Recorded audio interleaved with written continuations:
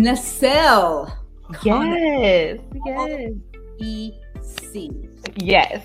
I am so happy to have you come on the Thank show you. and Thank you for having me. it talk about all the fabulous that is beyond the happy. Thank you. Now, before we get started, I want you to explain the LPC because a lot of people are familiar with the MSW, the LCSW. So, what is an LPC? Yeah, so the terminology, especially in this new climate of mental health and therapists, you see acronyms all over the place. So LPC is for licensed professional counselor. And the difference is just the type of degree I have. So I have a master's in counseling. Usually people who are LMSWs have a master's in social work. We both can do therapy.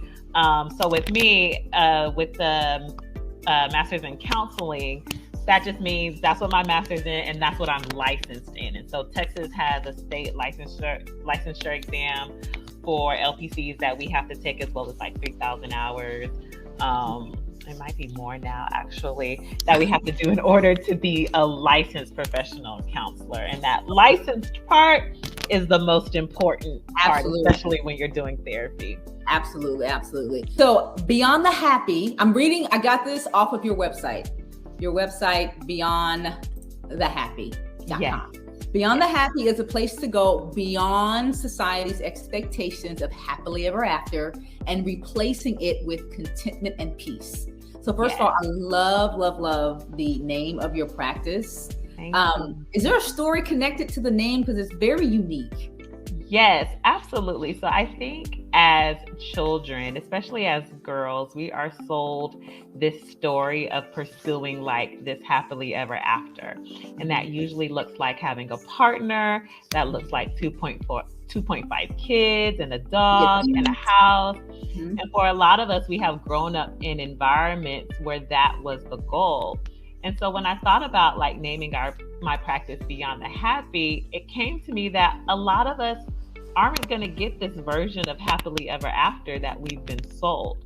And so it made me think, well, what if we didn't pursue happily ever after and instead pursued peace and pursued contentment? Because happily ever after is really based on circumstances that can change at any given time. But joy and peace, those are internal things that we can create for ourselves. And so when I thought about my practice, it was important that not only myself as an individual, but in working with my clients, that I help them to get beyond just what their idea of happily ever after looks like, and really get them to a place where they want to pursue peace and joy and contentment, because those are things we can create for ourselves from within. So that's the origin story of Beyond the Happy. It's kind of like you are inviting them to kind of create their own happily ever after beyond what society stems as. You got to be married at this age, have this many degrees, all that. So yeah, I like that framework. Absolutely. And I think it's important, especially because a lot of times we have checked all the boxes and this happily ever after never came. And so we spend a lot of time trying to figure out, did I do something wrong? I did everything they said I was supposed to do. Why didn't I get the Prince Charming and the white picket fence? And it's because checking the boxes didn't guarantee a happily ever after. And so it's really important for my clients and for me even to define what happily ever after means for us. Yeah, I received that because especially if you grew up in the church and faith is really, a foundation for you, you think, well, if I'm a real Christian and God loves me, then he's going to bless me with the kids, the husband, the job at this age. There's some false doctrine out there that says, well, you don't have this because you're not Christian enough. Yeah. You don't pray enough. Your faith isn't strong enough. And that's just not true. Yep. Absolutely. So practically, how does a person get to a place or life of contentment? Ooh, that's really good. I think first it starts with unpacking the narratives that got you where you are in the first place. And that really means examining those thoughts about yourself that you believe. those thoughts that other people believed about you that you internalized to be true, and really starting to recreate the narrative for yourself. And so a lot of the work I do with clients is helping them examine who told you that, right? Yeah. All these things that you believe about yourself, who told you that? Is it true? And do you still want to continue to live that way? And I think when we start to become on the journey of creating our own happily ever after, or our own storybook ending, it really starts with us unlearning and unpacking the things that we've carried with us to this point that are getting in the way of it. And some of that work is hard because you will discover that people have been living a shell of themselves based on what they believe about themselves that isn't really true. And so when people can start to feel the freedom to just be exactly who they are in their own skin, that's how you start getting to your own version of happily ever after. But it often takes looking at why you're not there in the first place, which a lot of times is based in what we believe about ourselves. Yeah, what I hear you saying is it seems like it's some limited beliefs and a mindset shift, because it's funny. I was just talking to my husband because we're getting ready to move to the country, and you talk about happily ever after. We've lived in, I think this is our fourth house, because we've been moving around. So we haven't owned a house. We've just kind of been moving, right? Because we wanted to own land and build. Sometimes I look and I'm like, we've been married for this long. We don't have our own house, but now I am at a place where I kind of like where we are. Yeah. And he said, well, babe, when you get to a place, he used your word, when you get to a place of contentment, that's when God starts to bless you. I kind of like my little house. I don't want more, but I'm like, I'm at peace here. I'm at peace. So I've been all over your website.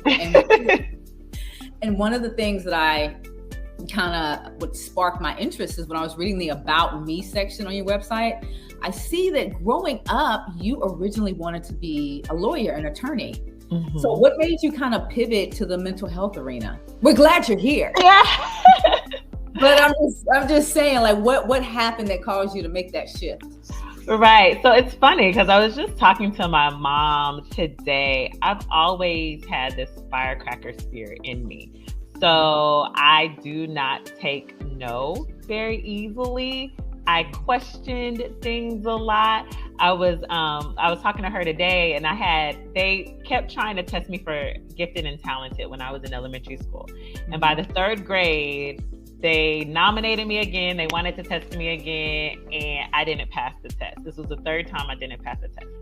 So I wrote the school board, right? And I basically said, third grade, I wrote the school board and said, hey, I'm not going to keep getting nominated for gifted and talented and taking this test and not passing. Like, something needs to change. Yes. And I got in the next year. So I've always had this like fiery, don't take no for an answer, very passionate about what I believe. And so I thought I was going to use that in the legal world, right? I kind of thought I was built to be a lawyer. And then when I was in 9th grade, I took a psychology elective course in high school, and I just fell in love with the mind and how the brain works. And I've always been really, I've been an empath. I've cared deeply for people. And that's when I started to pivot and think, oh, maybe I will study psychology. Maybe I'll be a counselor because I really want to help people. And so that's kind of where the shift started to happen. And then after I graduated undergrad and I did some work in schools, I really realized that I wanted to be on people's journey with their mental health. And so that's kind of where I leaned more into becoming a therapist. But I think I've realized that passion and that fire that I thought was for becoming a lawyer, I use a lot in this field, right? Like that sense of advocacy comes up a lot in the mental health world. And so I just had to redirect it. I thought it was going that way, but it was like, oh no, I needed that fire and that passion. It's just going over here now instead of into being a lawyer. Well, you made the right choice, I think. Me too. So you entered out of school. Did you did you know once you graduated that, listen, I want to be in private practice, I want to work for myself, I want to have my own practice moving forward? Or did you kind of, navigate through different agencies or departments and then end up in, where you are now with your own practice beyond the happy as a private practice? Now, let me just say this, audience, if you're listening, I know this story, but it's such a good story. I had to ask a question so that she can tell you this amazing journey and testimony. Take it away. So after graduating undergrad, I moved to Austin, and at that time, I got into like a caseworker field. I worked for Goodwill for a couple of years, and then I started working in education. And I started working in dropout prevention, case management realm in education. And so I worked for the school district for 14 years, moved up. I was a coordinator. They had elevated me. Like, I was at the point in the district where I was really making like higher systems level impact. It was amazing. I loved the work. I was good at the work.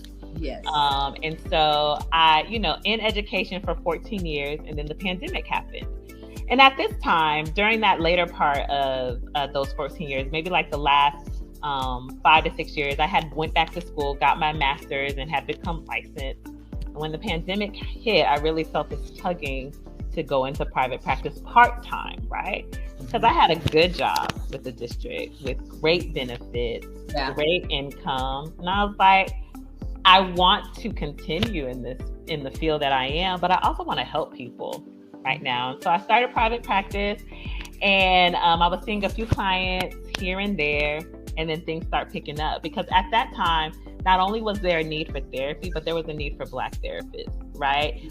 Our community was really looking for therapists that looked like them.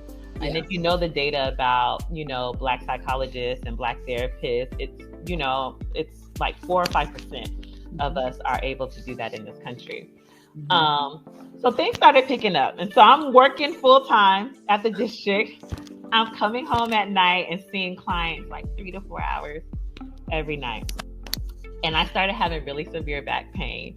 And it was coming from sitting so much, right? Like, I'm sitting at work, I'm coming home and I'm sitting, and it just was a lot. I was in a lot of pain.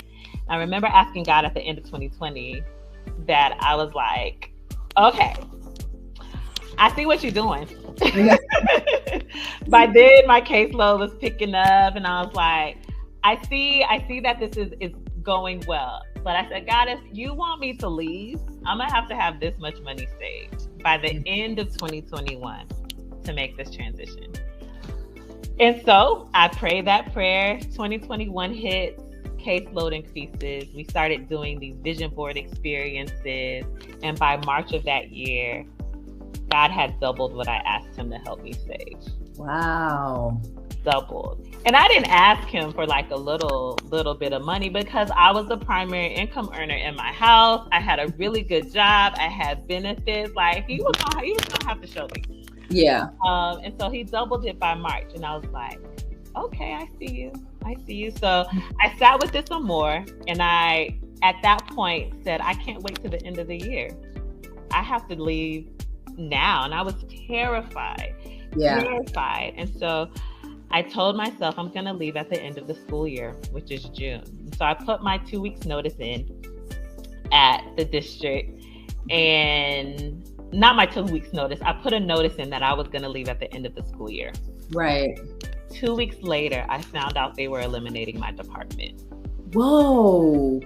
They were going to get rid of my apartment anyway. And in that moment, I remember God clearly saying, like, what you thought was a stable job, right, secure, that you couldn't leave, wasn't really stable. Right.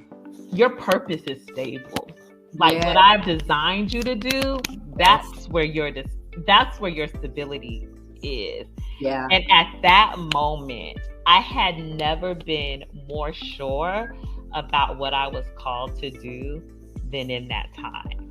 And since then, like, my mind has been blown with like the opportunities that have been awarded to me, and the things that I have been able to do just by walking in what I feel like I was called to do. And every moment that I have a doubt, I remember Yeah, how yeah, I got here, and it just confirms it all over again. And one of the things I commonly say in my vision board experiences is when we talk about goal setting, I say, someone is depending on you to do the scary thing so they can do their scary thing. yeah, But you got to say yes to yours. And so yeah. that kind of follows me and lives with me like, Neasel, you got to say yes to scary, because yours saying yes to scary helps somebody else say yes to theirs. So to say yes to theirs. So I try to make that as short and concise as possible. No. That's how it happened. We needed to have the full story. And I like how you said about anytime you have doubt, you remember, because I heard someone once state that sometimes faith is a memory issue. It's like you forget what God has already done. If you can just remember what he's provided before, pulled you through, revealed to you, then it allows you to kind of walk with more authority. Now, before you started telling us the journey to Beyond the Happy, you said that you moved to Austin, right? Mm-hmm. From where? I moved to Austin from Waco. So I went to. You from Texas? Oh yeah, I'm from Texas. Like grew up Killeen, Fort Hood, went to college in Waco. So I just moved here. I was engaged to my husband at the time, and so that's what got me to Austin. What is your specialty in the mental health space? What is your contribution? What I specialize in and what I work most with clients on is anxiety, depression, major life transitions, and trauma.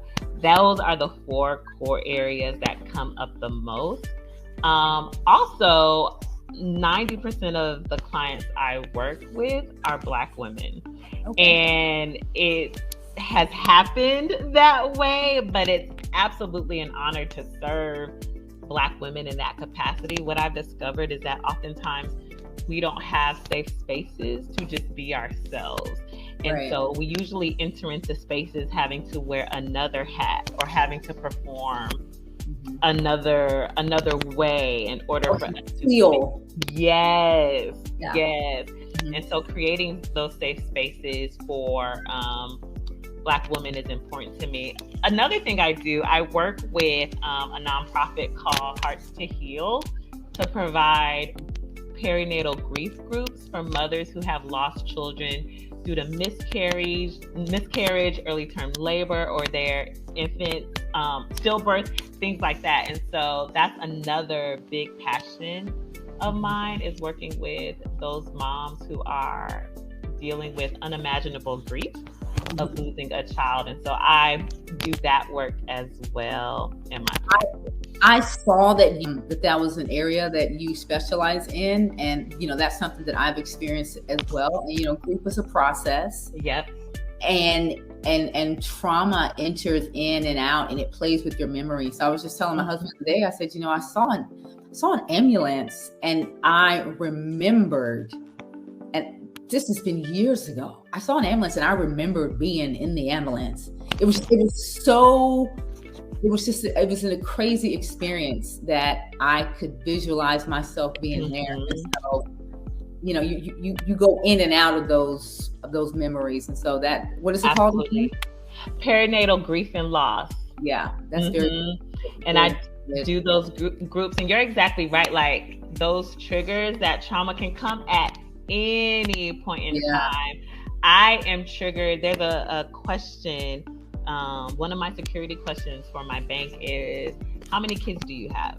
And that always triggers me, because I always think about the baby I lost, right? And how that child isn't included in that number. And part of what we talk about in those grief groups is the triggers, how they come unexpectedly. And it doesn't matter how far removed you are from it, it can still come up and feel very fresh. Yes. How that's a normal part of grief, but also a part of grief that at sometimes can be overwhelming to deal with. And so creating those spaces for moms to kind of even get the relief that it's not just me feeling that. Yeah. It's so important, and one of the things I love to do. And I think married couples, I think men should also have some time. And now I don't know if they do or not, but I know for me and my husband, we never, we experience the loss, but our triggers are different and our healing is different. And there were just times where I was in the thick of mine and, whatever reason he wasn't. And there were times when, just vice versa. And so I think as couples, I think that's a conversation that needs to be had, because it's very rare that a couple, their grief is in alignment, Right. There's a delay in even remembering. Absolutely. You're so right about that. And sometimes if you and your partner aren't communicating, you can think that their process or where they are in their grief journey, it can make you feel like alone in your own. Yeah. Right? I know as a mental health professional, I hear a lot of stereotypes about the mental health field or just therapy in general. Do you feel that there are any stereotypes about the mental health field or therapy that you feel need to be corrected or, maybe better explained? Yeah, one of the big ones is we will continue with part 2 of our interview with Neasel Carner. Don't miss it.